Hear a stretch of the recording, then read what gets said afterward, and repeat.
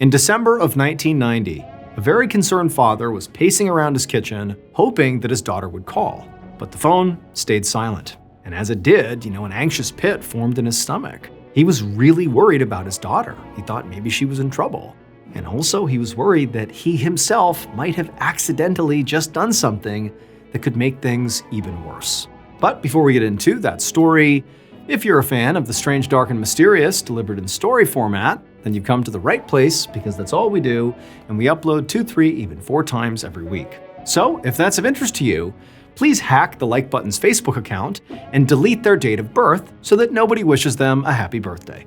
Also, please subscribe to our channel and turn on all notifications so you don't miss any of our weekly uploads. Okay, let's get into today's story.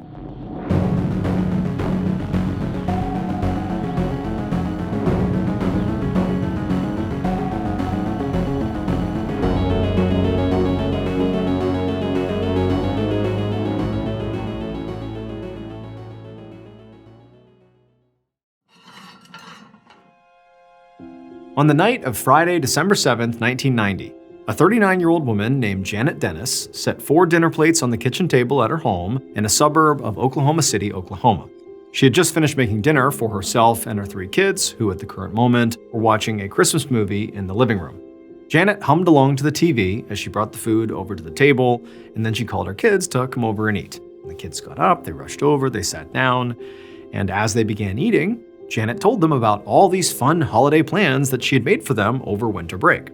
So Janet really loved Christmas. She typically would decorate her house like the instant Thanksgiving was over. And earlier that same day, she had gone to a toy store and filled the entire backseat of her car with gifts for the kids. But Janet really wanted this Christmas to be especially memorable for her kids, because the past few months had been really tough on them. Back in July, Janet had divorced their father, Leroy, and so now the kids only saw their dad about once a week. Now, Janet knew the kids missed him terribly, but actually, Leroy had never really been a very present father, which was part of the reason that Janet had asked for the divorce in the first place. They'd been married for 16 years, and for most of that time, Janet had pretty much felt like she was just a single parent, on top of being the primary breadwinner for the family. And this was because Leroy owned and operated this ranch that was located about 90 miles away in a rural town called Sealing, and this ranch really had never made much money. And so Leroy had begun working all these crazy long hours to basically avoid hiring extra help, but because of that, he was usually gone before sunrise every single day, and he didn't get home until very, very late. So he's gone all the time working, but for not much return, not much money.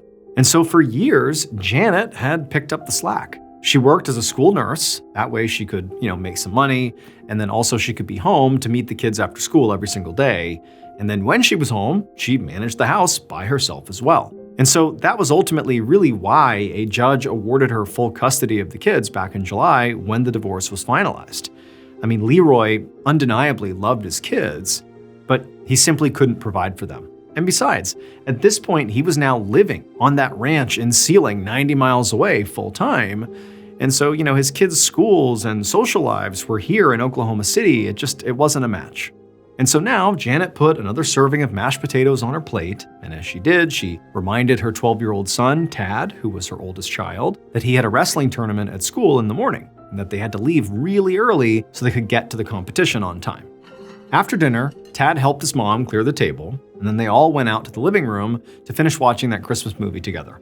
And then when it was over, Janet followed her kids upstairs and helped get them all ready for bed. And then once they were all tucked in, she came back downstairs to finish cleaning up the kitchen.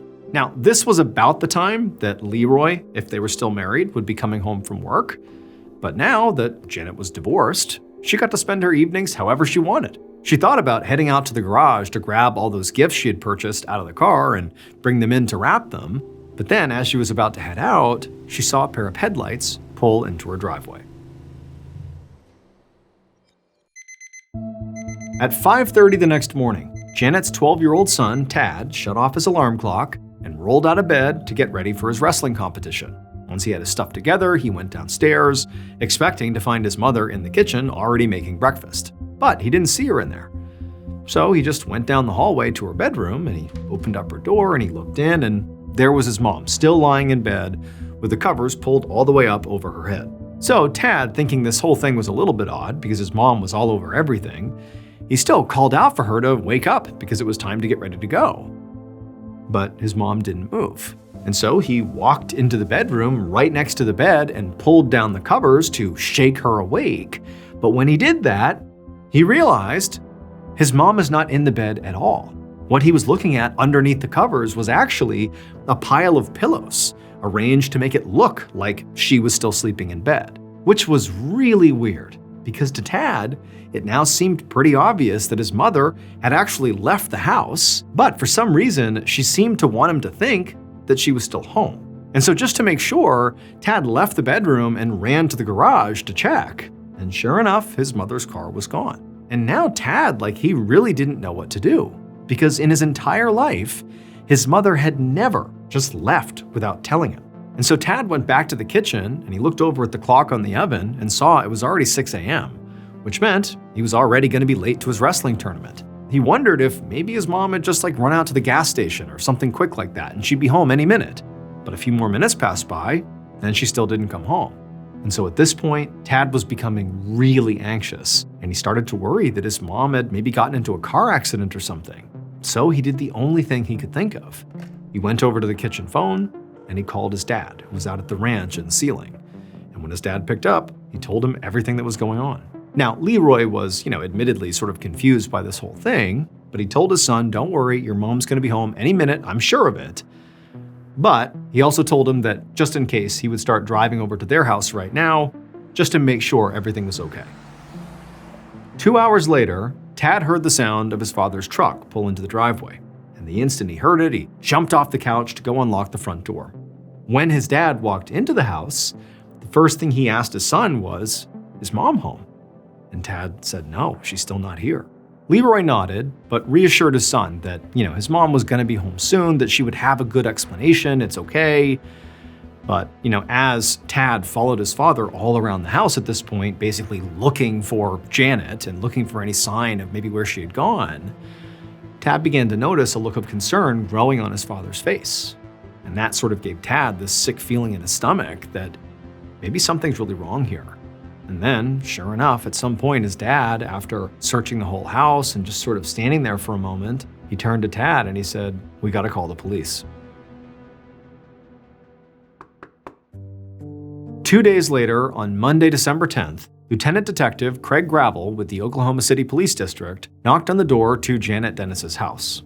He had spoken on the phone that morning to Janet's ex-husband Leroy, and now he heard Leroy's voice again, but from inside of the house right in front of him, calling to his kids to go on upstairs for a minute. And then a moment later, the door opened and Leroy invited Gravel inside. So even though it had been 2 days now since Leroy had called 911 and reported Janet missing, Gravel had only just been assigned to her case that morning. His captain had wanted to wait out the weekend before investigating formally because there had been no signs of violence at her home, and generally speaking, most adults who get reported missing show up within 48 hours. But that morning, when the case landed on Gravel's desk and he had begun reading over the details, his gut told him that something had happened to her. From all appearances, she was a very responsible and loving mother with no history of just disappearing like this. So Gravel had immediately put out an alert to all the police stations in the area to be on the lookout for Janet's car, which was a red Chevy Blazer. And then he had called Leroy and asked if they could speak. And so now Detective Gravel stepped inside of Janet's home, and right away he noticed how tidy and how covered in Christmas decorations it was. I mean, the whole house seemed so festive, which made Gravel think that Janet very likely had planned to be home for the holidays. And so he followed Leroy into the kitchen. They sat down at the table, and the first question he had for Leroy was, "Have you heard from Janet since we spoke this morning?" But Leroy said no.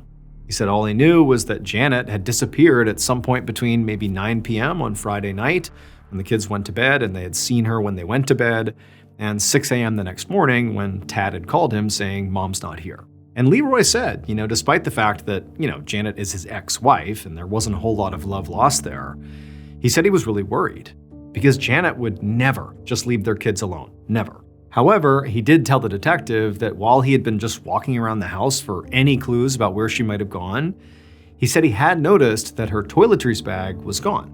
So now he didn't really know what to think. That sort of did suggest that maybe this was planned, but just very out of character. Gravel nodded and then asked Leroy could he think of any place that Janet might go to, maybe to go blow off steam or something, like some place if she was really stressed, where would she go? Leroy said, in the past, Janet had gone to Las Vegas to gamble, but again, she would never just go without warning and also would never just leave the kids unsupervised. Leroy said, at a minimum, she would have let him know if she was going away because, again, they have kids together. Even though they were divorced, they still basically were on decent terms. Gravel nodded and wrote down everything Leroy said. Now, to him, Leroy was definitely a suspect, but at this moment, he seemed to be cooperating. So Gravel wrapped up the interview and headed out because for right now, what he really wanted to do was go speak to another person who had also called the police station that weekend about Janet Dennis.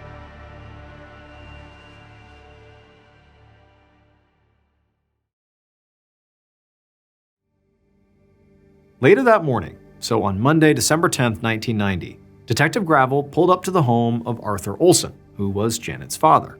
Arthur had also called the station that weekend, repeatedly, to ask if any progress had been made on his daughter's case. When Arthur opened his door, he looked frazzled, and he asked if Gravel had found his daughter yet, or had any idea where she might be, or if she was okay. Gravel told Arthur that no, they still did not know where she was yet. However, he said that Leroy had told him that occasionally Janet would go to Las Vegas to gamble, to blow off steam. But Arthur echoed the same sentiment as Leroy when he brought this up, which is like, yeah, Janet would occasionally go to Las Vegas, but she would never do that without first making sure her kids were okay. She would never just leave in the middle of the night. That is not something she would do. And also, Arthur said if she had gone to Vegas, like if that's where she was now, she wouldn't be alone. She would have gone with her new boyfriend. And when Arthur said this, that caught Gravel by surprise. Because Leroy, the ex-husband, had definitely not mentioned a new boyfriend. In fact, no boyfriends had been mentioned at all. And so Gravel asked Arthur to tell him more about this boyfriend, because this is the first he was hearing of him. At which point Arthur said, well, my daughter's actually been keeping this boyfriend a secret, both from Leroy and from the kids. Arthur said the guy's name was Jim Umbenhauer, and he was a soldier stationed at Fort Sill, which was an army base just a few towns over. But then this look of regret crossed Arthur's face. He told Gravel that he had actually only just met Jim for the first time this past weekend, after Janet was already missing. And the reason he met with him is he gave Jim a key to Janet's house. Gravel at this point looked up from his notepad and asked Arthur, what does that mean? Why did you do that? Now, Arthur went from looking regretful to looking straight up embarrassed, as he explained. And he told Gravel that just a few hours after Janet was reported missing, Jim had actually called him, and Jim had told him that some of his belongings were actually at Janet's place, and that Janet would definitely not want Leroy to find those things because their relationship was a secret. So Jim had told Arthur that his plan was to wait until Leroy took the kids out somewhere, and then when the house was empty, he would sneak in using the key that he was asking Arthur for, and he would just grab up all his stuff. That way, Leroy wouldn't find it.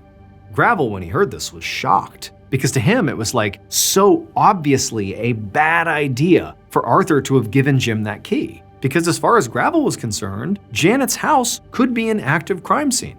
But Arthur seemed to guess what Gravel was likely thinking here, because he said, he knew now that that had been a mistake. But back on Saturday, he just didn't believe Janet was truly missing here. He expected her to come home. This couldn't be a big deal, right? But now he said he was absolutely sick with guilt. Shortly after this, Gravel wrapped up their interview, and then he hopped in his car, and he drove right back to the station. His top priority now was to track down the secret boyfriend, Jim Umbenhauer. But as soon as he got back to his desk, he learned there was actually a more pressing lead for him to follow up on. Janet's car had been located at the Oklahoma City airport. An hour later, Detective Gravel turned his car into the long-term parking garage at the Oklahoma City airport. He was there to follow up on a lead about Janet Dennis, who had disappeared from her house overnight on Friday, leaving her 3 young kids unattended. And right away, Gravel saw another police cruiser at the far end of the garage, parked behind a Chevy Blazer, Janet's Chevy Blazer. And so Gravel, he pulled up behind the other cruiser, and then he got out and just began walking around Janet's car, getting a look. And eventually he walked up and cupped his hands over his eyes so he could look through the window into the back seat. And when he looked in there, he saw it was completely full of new toys, which he assumed were Christmas presents for her kids. And when Gravel saw those presents, he instantly had a bad feeling in his stomach, like his gut was telling him that Janet did not drive her car to this location. Somebody else did. And also, at this point, Gravel also had proof that she wasn't in Las Vegas. So right before Gravel had come out to the airport, his team had called into this centralized database that could access all of the hotel reservations in the Las Vegas area, and there were no reservations anywhere in the entire city under Janet's name. Now, of course, she could be there with somebody else, maybe under their name, but this at least suggested, very strongly suggested, that she was not there. And so now, Gravel was confident that Janet had not skipped town for some spur-of-the-moment gambling trip. Now, at this point, if something had happened to Janet, well, Gravel's primary suspect at this point was Janet's new boyfriend, her secret boyfriend, Jim Umbenhauer. However, Gravel still had not looked into him yet, which meant if he was involved in any way in Janet's disappearance, well, by now, he could be anywhere. And so as Gravel is thinking about this, he was interrupted by the sound of a vehicle approaching. And he turned and he sees a car pull up right behind his cruiser. And then after they parked, this guy got out wearing a full army uniform, and he walked over to Gravel and he introduced himself as Jim Umbenhauer. Late that afternoon, Gravel sat in an interview room at the station across from Janet's secret boyfriend, Jim Umbenhauer, and Jim was hooked up to a polygraph machine. So back at the airport, Jim had claimed that he'd been worried sick about Janet all weekend, and he'd been literally driving around town looking for her car. He claimed he had no idea that the car, or Detective Gravel, would be at the airport when he arrived. And it had just been like a total coincidence that he had just happened to find Janet's car at the exact moment police had found it. To Gravel, this felt like a fairly obvious lie, because the chances of Jim just running into Janet's car at the exact moment that police are finding it and that he's arriving to look at it, it just felt like not possible. And Gravel figured that Jim must have already known where Janet's car was and had somehow learned that the police had found it, and so he had just sort of shown up. Gravel knew it was actually common for killers and kidnappers to actually intentionally insert themselves into an ongoing investigation of their victims to influence the investigation or just keep a pulse on what's happening under the guise of being really helpful. And right away, Gravel had gotten the sense that Jim was doing just that. So Gravel had immediately asked Jim to not only come back to the station to talk, but to take a polygraph test. And Jim had agreed.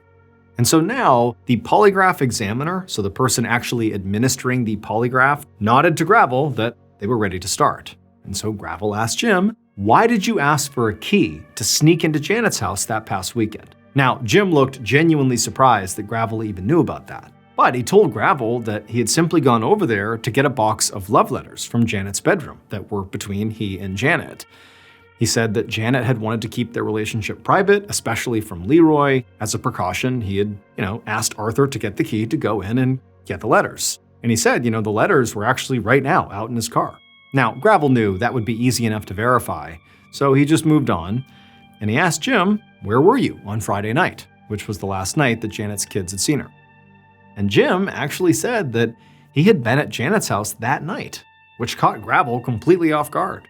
Jim explained that he had gone over to Janet's house after the kids had gone to sleep so that he and Janet could secretly spend some time together. Now, at this point, Gravel really had to just stop for a second and collect his thoughts before asking more questions, because he really had not seen this coming. I mean, all day he had been trying to place someone at Janet's house after 9 p.m. on that Friday. And now here was Jim admitting he had been there at the house on that Friday night after 9 p.m., making him the official last known person to have seen Janet. After a minute, Gravel told Jim to just go on, tell me more about your last time seeing Janet. And Jim explained that he had stayed at Janet's house for a few hours and then he had left really late to drive back to Fort Sill, because he was actually supposed to deploy to Afghanistan the very next day, but when he got back to base that night, he learned that his deployment had actually been delayed for a few weeks. So Jim said the next day he had called Janet's house to tell her the good news, that they had a few more weeks together before he went overseas. But he said Janet didn't answer the phone. A family member had, and they had said that Janet was missing. Gravel just sat back in his chair, taking all this in. To him, it just seemed impossible that Jim would be the last person to see Janet before she just vanished, and then he also just so happened to find her car at the exact moment the police arrived to investigate. So Gravel began asking Jim more questions, predominantly about his personal life. And it was at that point that he learned that Janet was not Jim's only girlfriend. Right now, he was actually living with another woman in a town closer to Fort Sill. Now, Jim admitted that he knew this looked bad, but he swore that the relationship with this other woman wasn't working, and he really just wanted to be with Janet. But Gravel, at this point, felt like he had heard enough. I mean, this guy really had dug himself a hole. And so what he really wanted to do was just discuss the results of this polygraph test with the examiner in private. So he ended the interview and sent Jim home. And once Jim was gone, Gravel turned to the examiner, and the examiner said, "Yep, Jim failed his test," which meant he had been lying throughout the interview. And this was sort of unnerving for Gravel. I mean, because this guy that he had just interviewed very likely was the man responsible for Janet's disappearance. But Gravel knew that he would need more than polygraph results and sort of a gut feeling to arrest Jim and charge him with some sort of crime. Right now, he needed more evidence.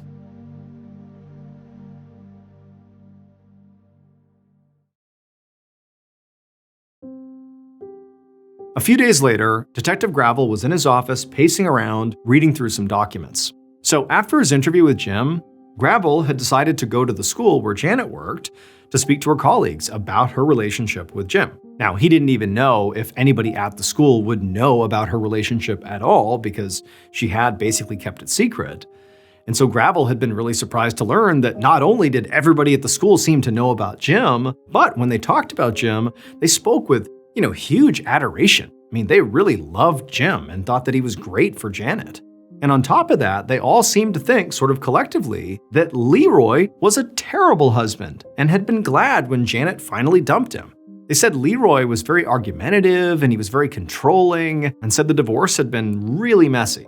And for Gravel, he found that kind of interesting because until that point, he had thought that Leroy and Janet were basically on good terms. But all of a sudden, it seemed like maybe that was not the case. So Gravel had gotten his hands on a copy of Janet and Leroy's divorce settlement, and those were the documents he was looking through. And as Gravel thumbed through it all, he saw that Leroy actually owed Janet a lot of money, $30,000 plus half of his ranch in Sealing. And that ranch, that was a really big deal because that was Leroy's entire livelihood. So to owe her half on top of the cash was like a huge deal. Plus, Gravel also knew that Janet had been given full custody of their kids. And so the way Gravel saw it, Leroy, he had a lot of reasons to be mad. And Gravel wondered if maybe he had been mad enough to do something to Janet. Just then, the phone on his desk rang and Gravel answered it. It was an undersheriff named Jerry Jones who worked in Dewey County, which is where Leroy's ranch was located. And he told Gravel that he had heard about Janet's disappearance and he wanted to help with the investigation in any way that he could. And he explained that right now there were lots of rumors sort of flying around Sealing that Leroy had killed Janet, and that one of Leroy's neighbors had spotted a big bonfire on Leroy's property just about at the same time that Janet had disappeared. The next day, Gravel was back in the interview room with the polygraph examiner, and this time Leroy was the one sitting across from the table from them, hooked up to the polygraph machine. Now, at first, Leroy definitely seemed nervous about taking this test, like he just seemed anxious. But as soon as they actually started, he quickly relaxed. It was almost like this was no big deal. Gravel began the interview by just asking him basic questions about his relationship with Janet and about their divorce. And Leroy would admit that he and Janet did fight a lot when they were married, and he said initially he had been very upset about owing Janet half of his ranch in Sealing. But he insisted that these days they were basically on good terms, and that he just really tried hard to focus on being a good father. And so not long after these sort of initial questions, Gravel asked Leroy to simply walk him through the night Janet disappeared. Like, tell me where you were, what you were doing. Leroy told Gravel that he had been at his mother's house that night, which was near his ranch in Sealing, and that the two of them just watched TV together and then they both went to sleep. This was the same story that Leroy had already given Gravel a few weeks ago when they first spoke, and Gravel had already called Leroy's mom and she had backed it up. Now, at this point, Gravel really wanted to ask Leroy about that bonfire that someone had spotted on his property. But he didn't want Leroy to know how suspicious of him he was. So Gravel decided that first he would check the polygraph tests so far to see whether Leroy had been truthful throughout the interview. So he asked Leroy to hang tight for a few minutes while he stepped out into the hallway and spoke to the examiner about his test results. Leroy was like, okay, great, yep, see you in a few minutes. But as he sat back down, Gravel could see he definitely looked anxious. And so Gravel, he went into the hallway and he walked over to the examiner, and the examiner told him that unfortunately, Leroy's results were inconclusive, which meant that he couldn't tell if Leroy was lying or telling the truth. And so feeling frustrated, Gravel went back into the room and just asked Leroy, hey, would you mind taking this test again? But Leroy, he glanced at his watch and said no. He'd been there for 3 hours already and he had to get home to the kids, so no, he couldn't. He clarified to Gravel that he had actually moved the kids from Janet's house in Oklahoma City back to his ranch all the way out in Sealing because the daily commute had been too hard for him. And so now he had a long drive back home and he just wanted to get going. He also told Gravel that he had heart problems. And so part of him didn't want to take the test again simply because it was too stressful and he was worried about his heart. Now, Gravel thought that was a pretty strange excuse. I mean, the kids were one thing, but heart issues being the reason you can't take a polygraph, that just felt a little fishy. But at the same time, he couldn't force Leroy to stay at the station. Still, he didn't want to come out of this 3-hour polygraph session empty-handed, so Gravel asked Leroy to do one last thing before he left, to sign a consent to search form, which would allow investigators to come out to Sealing and search his ranch. And to Gravel's relief, Leroy said, sure. The morning after Leroy took his polygraph test, Detective Gravel made the long drive from Oklahoma City to Sealing, where Leroy's ranch was located, and where Gravel hoped to find the, at this point, body of his missing person, Janet Dennis. The previous night, Gravel had placed a call to Undersheriff Jones, the officer from Dewey County who had volunteered to help with Janet's case. Gravel knew that Leroy's ranch was over 1,500 acres, so it's massive, and that it would likely take weeks to search the entire property. So Gravel had the Undersheriff's recon team actually begin that big search, while Gravel and his team began speaking to some of Leroy's neighbors. And so now, Gravel pulled up a long driveway and parked outside of a big farmhouse, and then after he stopped, he got out and walked up and knocked on the front door. A moment later, a middle-aged woman answered, and Gravel explained who he was, and that he had heard that one of Leroy's neighbors had seen a huge fire on Leroy's property around the time that Janet Dennis had disappeared. And this woman's eyes immediately went wide, and she said that she was the one who had seen the fire, and it had caught her attention because there was a ton of smoke, so it must have been huge. Gravel felt the surge of adrenaline because he had this feeling that this woman was likely about to lead him directly to Janet's body. She was going to show where this fire was. But then a guilty look came across her face, and she apologized to Gravel, and she said, after I had told some people about this fire, I learned that actually the fire I saw had occurred a few days before Janet went missing. And for Gravel, this was truly crushing. But, he asked the woman if she had spotted any other weird behavior on Leroy's ranch, but the woman just said no. And so Gravel ultimately thanked her for her time and then felt completely defeated as he walked back to his car. Gravel spent the next few hours going door to door in the area, asking more of Leroy's neighbors about the rumors flying around town that Leroy had killed Janet. But pretty much everybody said that those rumors were largely connected to the bonfire that actually happened a few days before Janet disappeared, which meant that by the time Gravel headed back to Oklahoma City, he had no actual proof that either Leroy or Jim had been involved in any way in Janet's disappearance. He really barely had any evidence at all that a crime had even occurred. And even though he strongly believed that Janet had been abducted and potentially killed, it was still technically possible that Janet disappeared by choice and was alive and well somewhere. And so at this point, Gravel was completely out of leads, and he would just have to wait to see what would turn up on the ranch at the end of this massive search of the 1,500 acres. 6 weeks later, in early February of 1991, Gravel answered the phone in his office, and the person on the other end of the line said that they had information about Janet Dennis. And this was fantastic news, because at this point, Gravel's investigation had completely stalled out. Nobody knew what happened to Janet. She had not turned up. It was basically dead end after dead end. And also, so far, the search of Leroy's property, which was still ongoing, had yet to turn up anything useful for this investigation. The only other recent development in the case had happened a few weeks ago when Leroy had contacted Gravel about a box of Jim's belongings that he had found at Janet's house. Now, by this point, Jim was no longer a secret. Leroy knew about the secret boyfriend. When Gravel looked inside this box, he found this VHS tape, and it was a pornography tape. Now, it was not like homemade. It was not Janet or Leroy or Jim or anybody. It was, real actors in this pornography tape, but it was a really specific type of pornography. It showed this woman being tied up and burned.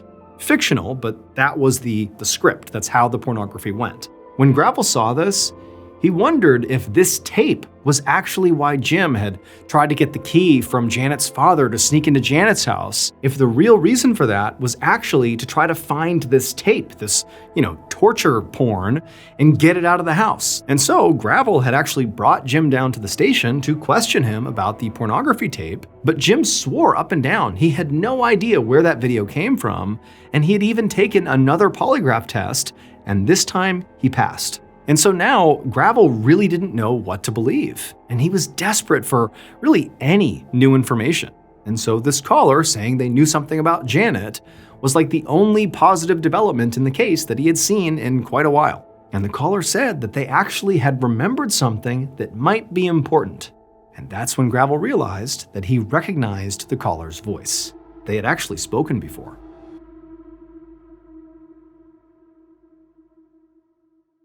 Based on forensic evidence and witness testimony, here is a reconstruction of what police believe happened to Janet Dennis on the night of December 7th, 1990.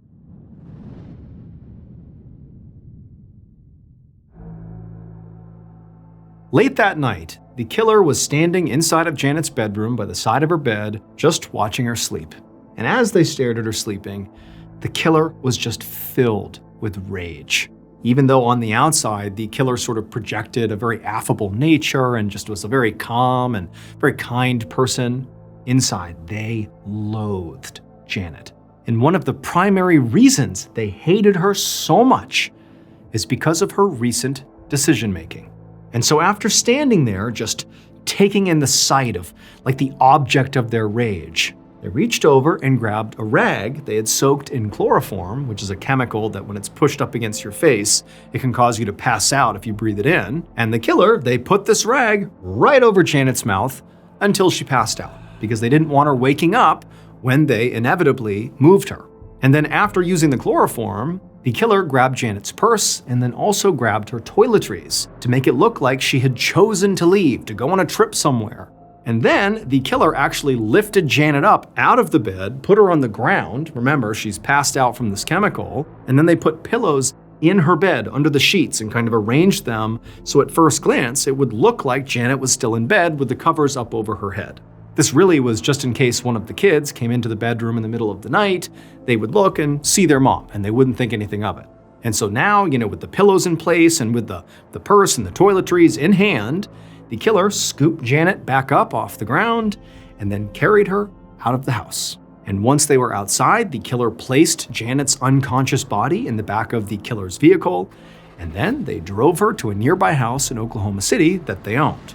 The killer took Janet inside of this home and tied her up so that even if she woke up from this chloroform, she wouldn't be able to escape. And then the killer drove back to Janet's house, parked their vehicle there, and used Janet's keys they had gotten from her purse to get into her Chevy Blazer. And then they drove her Blazer out to the airport and parked it in the long-term parking lot. Then the killer took a taxi from the airport back to Janet's house, where they got into their own vehicle again and drove back to the house where Janet was tied up. Then the killer put Janet, who was still passed out, back into the killer's vehicle, and they drove her to another house they owned. This one was outside of Oklahoma City. And when they got to this house, the killer dragged Janet out of the back of their vehicle, they put her on the ground, and the killer went and got a shovel and then came back over and smashed her in the head with it until she was dead. And then once Janet was dead, the killer burned her body in the fire pit on their ranch. Janet's killer was her ex-husband Leroy, who just basically hated Janet for getting full custody of their kids, for getting half of his ranch, for him being ordered to pay her $30,000. Like, he hated her and resented her for all that. And then when he found out she was also dating this new guy, Jim, he was consumed by jealousy and decided he needed to do something, which was ultimately to murder his ex-wife. And then after the murder, he invented an alibi and reported Janet missing himself in order to cast suspicion off of himself. But he was ultimately caught because Leroy's neighbor remembered seeing smoke from his burn pit. It was the same neighbor that Gravel had spoken to. She had first thought the fire happened after Janet went missing, and then she changed her mind and thought it happened maybe before. But then a few weeks later, she checked her calendar and realized she had gotten the date wrong again, and that the fire was actually the day after Janet disappeared. And so she called Gravel right away and said, I have more information about Janet, and it might be important. And so later that same day, after getting this information, the search team out at the property, out at the ranch, focused their efforts on the burn pits, and they would eventually find Janet's remains. Leroy Dennis was convicted of first-degree murder and ultimately sentenced to life without parole.